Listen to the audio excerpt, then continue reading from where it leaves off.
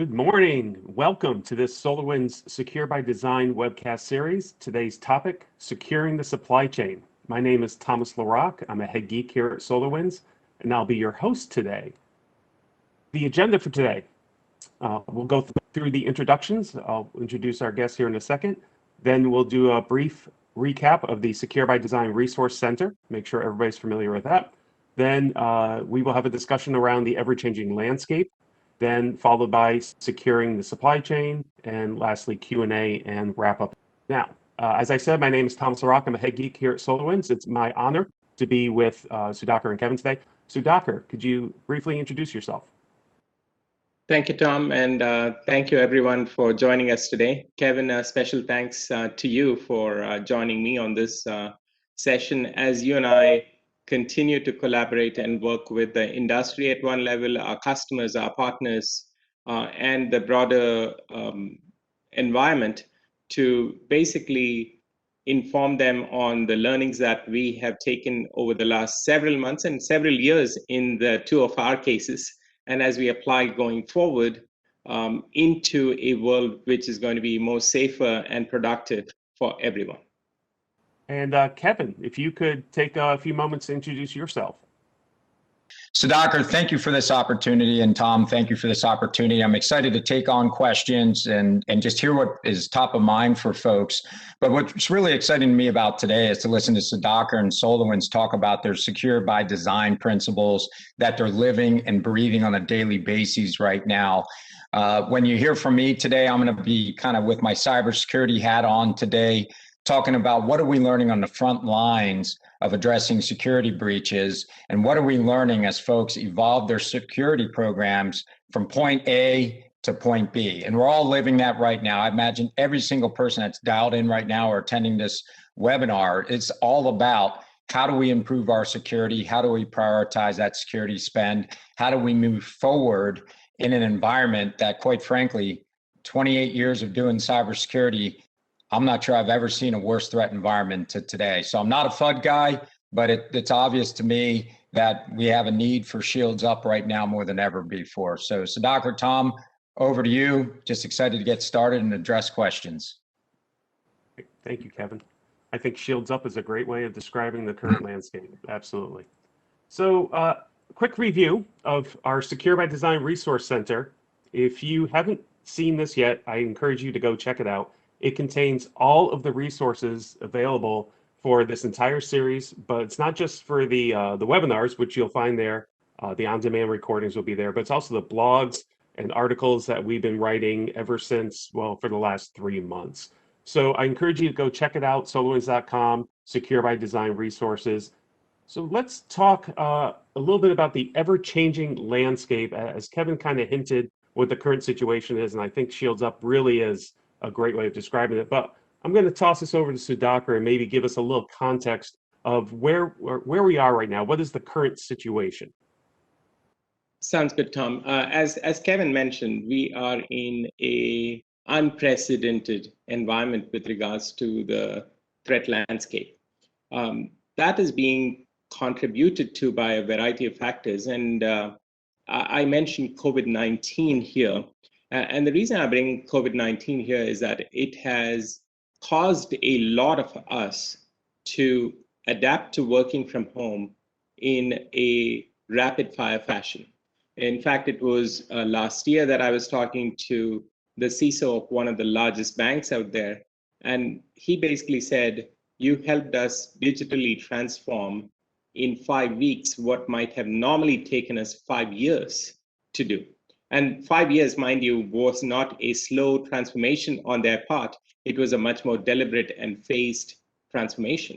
And they had to learn and adapt really, really quickly. So what that has done is that the threat surface has essentially increased for many enterprises because you're distributing your resources, applications, and people, so to speak, to various locations with different security postures and profiles. Working from home for me might be different than working from home for you. What equipment are you using? What software do you have enabled?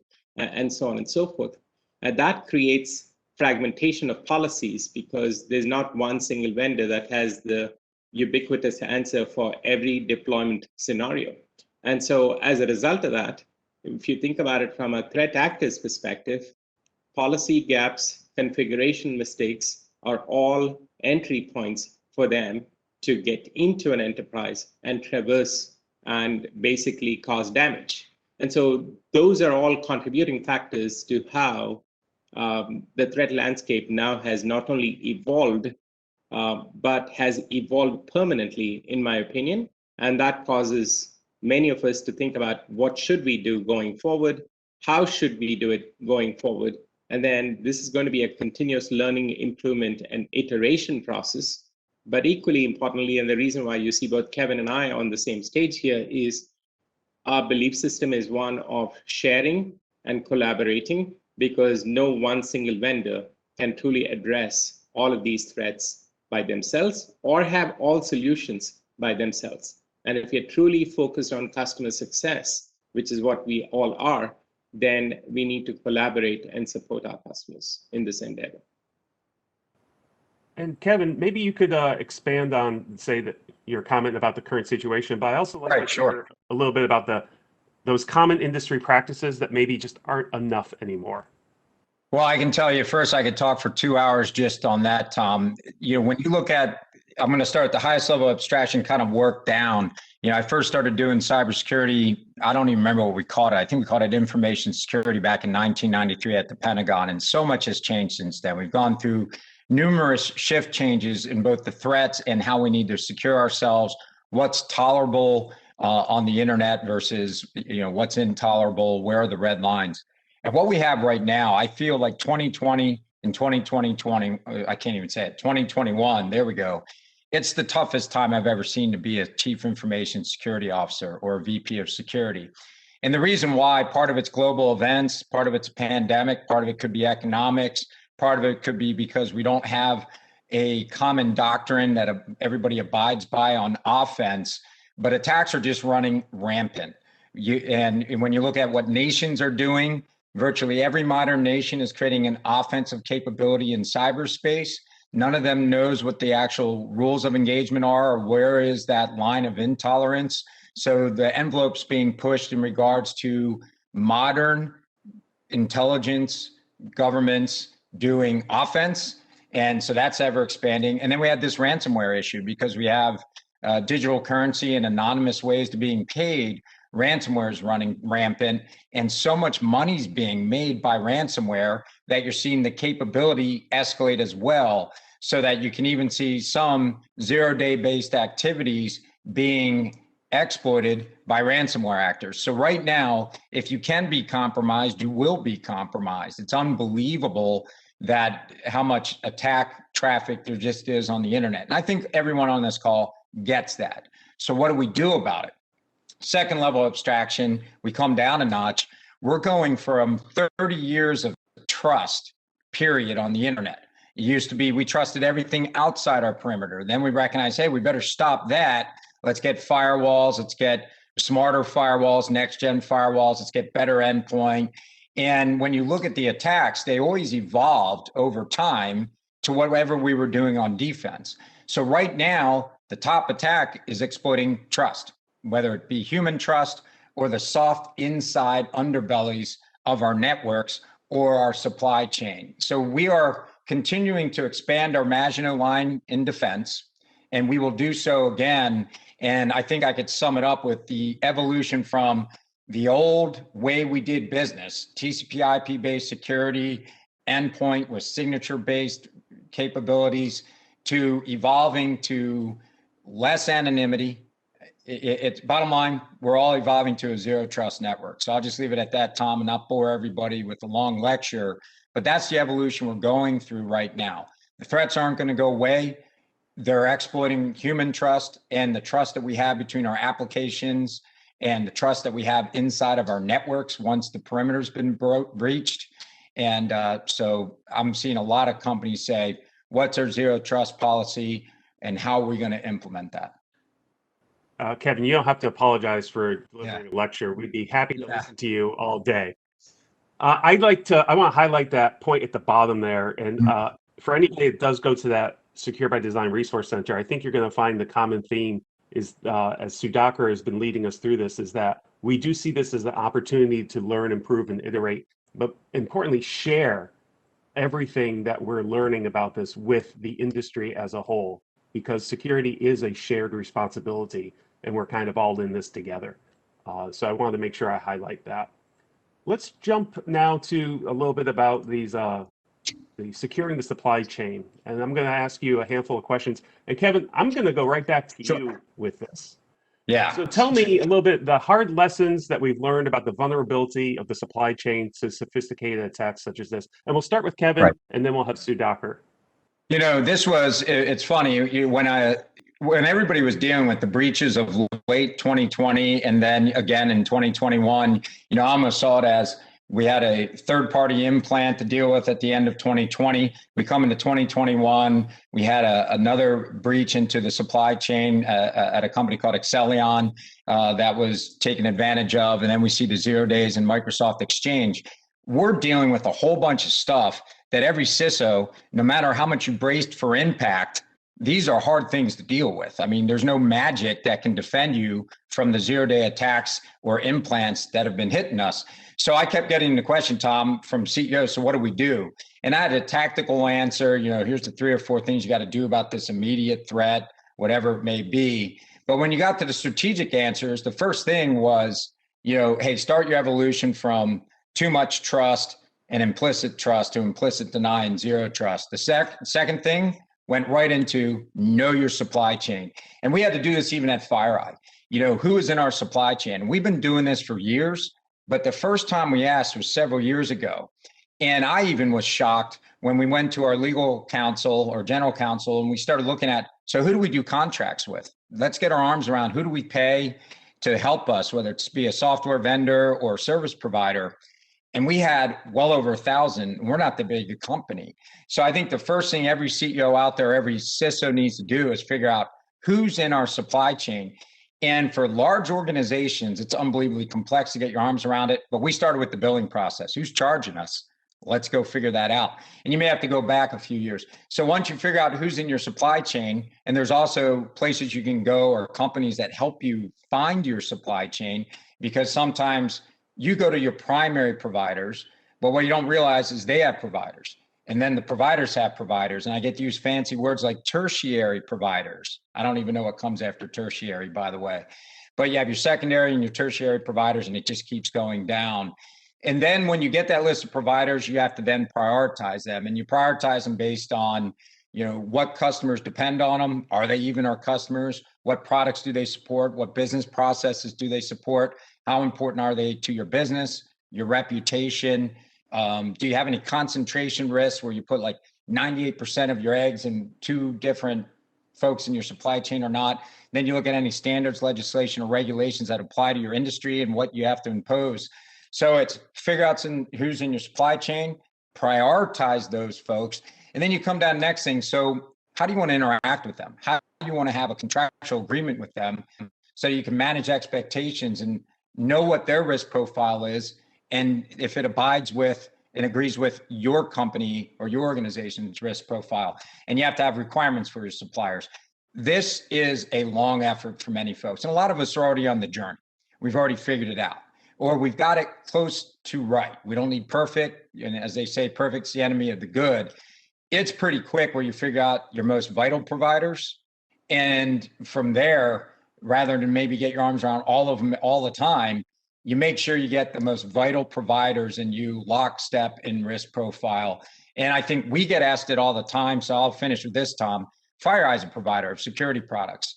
And I've been amazed, I guess I wouldn't say amazed, but it is remarkable how much more cumbersome our contractual agreements are with our customers than say 10 years ago. Even we get audited by some of the financial services. So we're getting asked more questions. We're getting demands to show proof rather than just answer the questions. I swear we've got access control on these 5 servers. Not good enough. We got to show people things. And we've even had customers visit our sites to inspect the things that we're doing to see that we have a risk profile that is in concert with their expectations. So bottom line, It's a long process. We all should be in that process by now, whether you're in the first inning or eighth inning.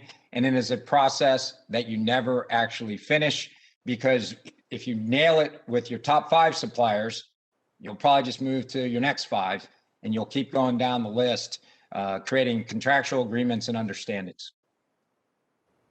Sudhakar, same question for you, the hard lessons that we've learned. Yeah, so Tom, on that point, I will start by reiterating what Kevin just said, which is you're never going to be done on this journey, and it's simply going to be a continuous iteration, improvement, and evolution, I would say. In terms of hard lessons, I'll just extend on how Kevin described it all the way deeper into the supply chain process.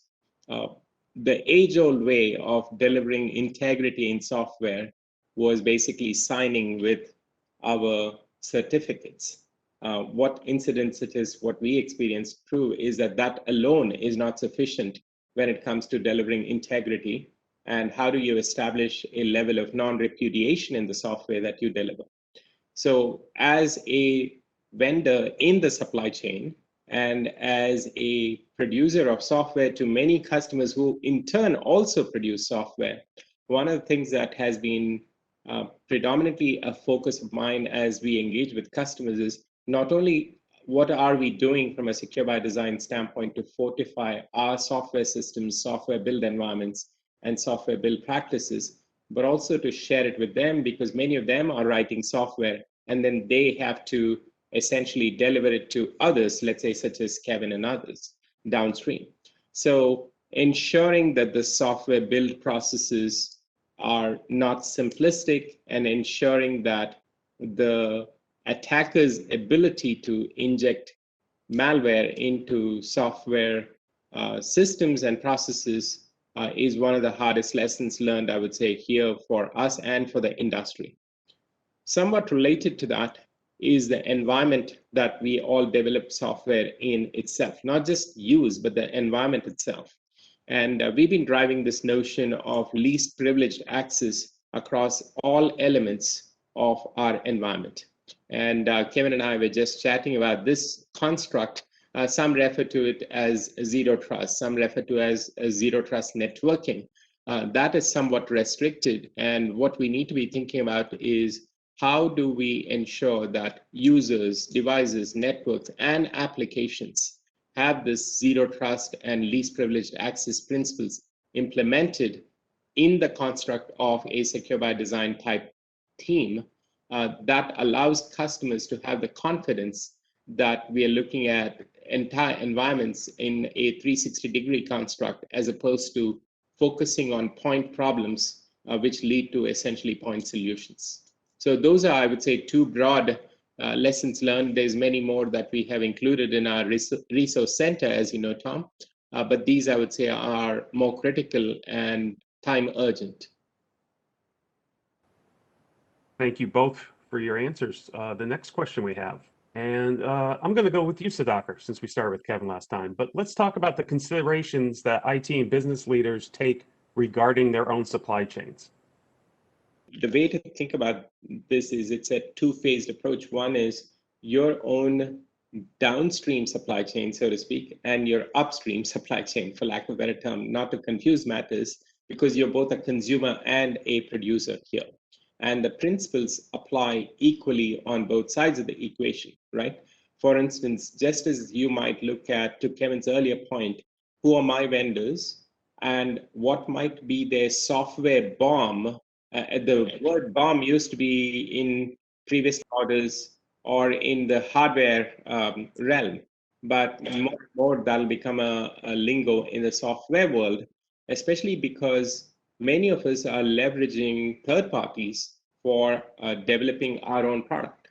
And many of us, and maybe all of us, leverage on some form of open source or another.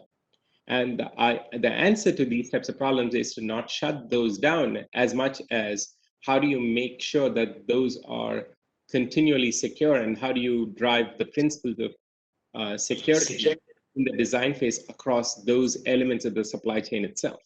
And so what I would look at is think about bombs, think about bill of materials, which technically is a arcane term in the software context, but the equivalent of bill of materials downstream and upstream would be one key aspect. And two is look at zero trust or least privileged as a set of mindset and principles followed by tools and practices, not simply as tools and practices, because that might lead to short-sighted answers or restricted answers.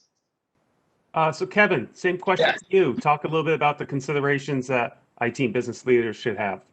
Yeah, I talked a little bit about just, figure out your supply chain, figure out your governance model form, have a supply chain management that has contractual agreements. But when it comes specific to software, I do see a day and an age, and it already is here, by the way, for so many of the customers that we deal with, or, both upstream or downstream, like Sudhakar referred to, we have to have different types of assessments done. Are you SOC 2 compliant? How do you benchmark yourself? When did you last benchmark yourself? Who provided the service that maybe did the benchmarking? And I think you're going to see the same thing in software, that over time, there's just going to be a due standard of care that we can all communicate, whether it be we've scanned software for vulnerabilities or we did some other things to make sure there weren't implants in there, because I do believe one of the things, it's not easy to find an implant. But over time, what we're going to see is folks developing means and ways by which we all can kind of verify the software we're shipping is the software we intend to ship. So you're going to see, I don't know if you want to call it underwritten, but just the questions you're going to be asked in contracts we'll ask for. When was the last time you tested your software for vulnerabilities? When was the last time you had a software review for implants, whatever it may be? So due standard of care is going to get up the notch because we're all going to start doing it anyway. And that's why I'm excited to hear SolarWinds Secure by Design, because they're going to set the bar for all of us. A lot of the concepts they've said and will continue to say and communicate, they've been around for a while, but at the same time frame, it's just now's the time. We've hit a threshold in cybersecurity where all of us that provide folks services or software are going to have to overtly show the standard of care that we are providing to our suppliers and the folks we supply. Okay, thank you both for that. Next question. I'm going to go back to you, Sudhakar. Let's talk about the steps that we're taking with our organization in response to the attack. And also, what do you think other organizations can do in response? Absolutely. First, Tom, is a pledge of transparency and sharing. It's just a mindset thing. Whatever we learned, we are sharing with the community, even before any resolutions have taken place. Two is engaging and collaborating with partners such as Kevin here. I mean, they are the security experts, right? I mean, while we are driving a secure by design mindset here, it's critically important for us to leverage the knowledge and the expertise of our partners here. And we have assembled a very strong set of partners and industry experts as we go through this journey, because we want to learn as fast as possible and do as best as we can going forward. And as I said, this is not like a one and done thing. It's a continuous improvement, continuous iteration process. And three is structure and discipline. And the reason why I say structure and discipline is the constructs of Secure by Design. It does not touch simply one aspect of our enterprise. It touches how our infrastructure is secured, how our build systems are secured, how our build processes evolve, and broadly speaking, how our behaviors and training and enablement changes to ensure that we are addressing security at every step of what we do, as opposed to simply an afterthought or a set of patches that you apply after you release. So these are some of the sequence of things that we're doing, both from a behavioral standpoint as well as from an implementation standpoint. We've obviously detailed what Secure by Design means, what are the various constructs of that in other forums, and there are significant resources available for everyone to leverage as well. And Sudhakar, I know that we've talked about this in previous Secure by Design webcasts, specifically to work with the partners like KPMG, and we've also talked about the Orion Assistance Program, Yes. where we also have partners helping remediate. So there's a lot of that information available in the Secure by Design Resource Center is basically what I wanted to say. So Kevin, same question to you. Sure. Steps that you feel that your organization did, FireEye did, and what do you think other organizations can do in response? Yeah, we actually, Tom, published a document on this. It was 36 pages long. We updated it to be about 40 pages. It was written by our consultants that do remediation at many different companies that have to go through security incident or full-blown security breach, and that's available online. So I'll hopefully get that link to you, and we can provide it to the folks here because it covers both the tactical things you do in regards to the implant, safeguarding your SAML tokens, refining your security to actively look for SAML token theft, identifying peculiar anonymous DNS lookups. It had a whole bunch of things in the 40 pages. But when we come up from the tactical to the strategic, at the highest level of abstraction, yet again, when I'm briefing CEOs or CIOs, hey, what do we do based on the new threat environment and what happened with SolarWinds implant, what happened with the Excellion implant, or excuse me, 0 day is what that one was, or what happened with 4 different Exchange 0 days coming out March 2nd. And what do we do about all this stuff? Step one, I always tell folks, begin or continue your evolution to zero trust. That's a presentation in of itself. Second is test the risk to your business. Like, you got to know unvarnished truth. And so many of us are the recipients of well-intentioned CISOs briefing us on, hey, here's our 132 different compliance requests. Here's the technologies we've bought. Here's who we've assigned to manage those technologies. Here's our processes. And you get a 4-dimensional compliance dashboard that you have no idea how to feel about it. What I mean by test is just figure out how to shoot real bullets and do purple team exercises, red team exercises. The military's done these for forever. You have a red team on offense, you have a blue team on defense, and you just test yourself. You test your processes, you test your security infrastructure, because you get binary results. And that's very important, Tom and Sudhakar. So many of us in leadership roles are wondering, so how good is our security? Well, test it. Can somebody break into our network and get to an industrial control system? Find out, do the test, and then adapt to it. Adjust accordingly your security infrastructure. Most of us have the products we need to defend ourselves, but we get this environmental drift over time, and we have to tweak our process, update some things, and make sure all our software that we've bought, we're using it to its fullest capacity, and we can defend ourselves with it. So we have it set to its best, most effective manner. So that would be number 2. Evolution to zero trust, number 1, continue it or begin it. 2, continually test your environment to know you're making progress, with red teams. 3, understand the supply chain. We already addressed that one. And then 4th, and always, as a military guy, I was always taught to have 3 main points and stop there while I'm messing up. Because there is a 4th that I learned from this incident from many of the organizations going through it. You do want to have partners. You do want to have people you go to get help, to share information, maybe even before you disclose publicly about different events. And that means have a relationship with the FBI, have a relationship with the Department of Homeland Security or CISA, and it's all done confidentially. So you can take care of problems in the most appropriate way. So I always say the 4th thing, ensure you have good relationships with folks outside your organization, that in your time of need, you can get help. Again, CISA, the FBI, Secret Service, if they're closer to you, and other partners in the private sector. I think one aspect of that I've always advocated for years is the simple concept of assume compromise. Right? Just start with that. Just assume that something is broken, that you're not perfect, and test, like you said. It's a simple test, and just verify, right? Trust but verify. And don't be afraid to learn that maybe you've made a mistake and then try to make things better. I have a couple of extra questions that have come in. So we're going to see if you guys see how you think on your feet here. I've got one. I'm going to start with you, Kevin. Sure. For the customers you've investigated and remediated, what protections did they have in place already that helped speed their return to business? Yeah, well, let me sum up for the folks that went through, we call it uncategorized group 2452 because we don't have clever names.